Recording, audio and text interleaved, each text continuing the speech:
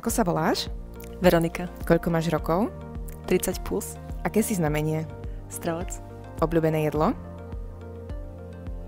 poke. Obľúbený drink? Čierny čaj s medom a s citrónom. Obľúbená pesnička? Fix You od Coldplay. Obľúbený film? Stážista.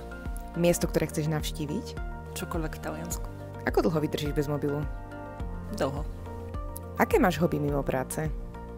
Rada maľujem, ale nemám na to veľa času. Mám deti. Ako dlho robíš rekrutment? Bude to 6 rokov. Prečo si začala pracovať v rekrutmente? Začalo to absolventskou praxou, kde som sa našla. Tvoj najväčší úspech v rekrutmente?